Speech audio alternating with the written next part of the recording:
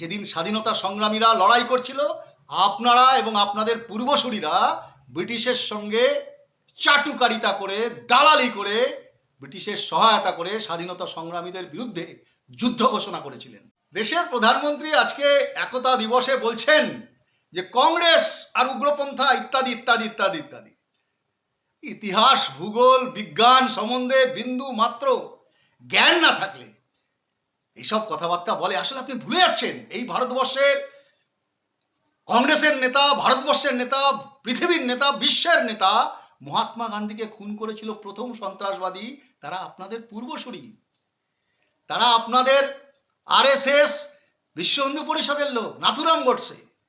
আপনি কংগ্রেসের সাথে তুলনা করছেন উগ্রপন্থাকে। এই দেশে আজকের দিনে 1984 সালে উগ্রপন্থার গুলিতে ঝাঁঝরা হয়ে গেছিল যে প্রধানমন্ত্রী, তার নাম মাননীয়া ইন্দিরা গান্ধী। রাজীব গান্ধীকে প্রাণ দিতে হয়েছিল, কংগ্রেসের নেতা ছিলেন উগ্রপন্থার হাতে। বেয়ন সিংকে প্রাণ দিতে হয়েছিল। এরকম হাজার হাজার নিদর্শন আছে। আসলে আপনাদের ইতিহাসটা বলিদানের ইতিহাস নয়, আপনাদের ইতিহাসটা আত্মত্যাগের ইতিহাস নয়। উগ্রপন্থার হাতে প্রাণ দিয়ে ভারতকে সিঞ্চন করেছে তার নাম কংগ্রেস।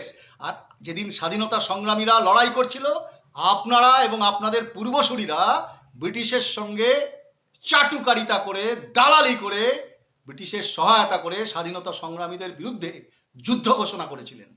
দেশদ্রোহী কারা আর দেশপ্রেমিক কারা এই ভারতবর্ষের মানুষ খুব ভালো করে জানে। ফলে আপনার এই জ্ঞান বিতরণ এখন মানুষের কাছে বোঝা হয়ে গেছে। মাননীয় প্রধানমন্ত্রী, আপনি আজকে বলেছেন যে অনুপ্রবেশ নিয়ে অনেক বড় বড় কথা বলেছেন। তা ক্ষমতায় কারা? ক্ষমতায় তো বিজেপি। কেন্দ্রের সরকার কার? আপনার সরকার। এর ব্যর্থতার দায় কার?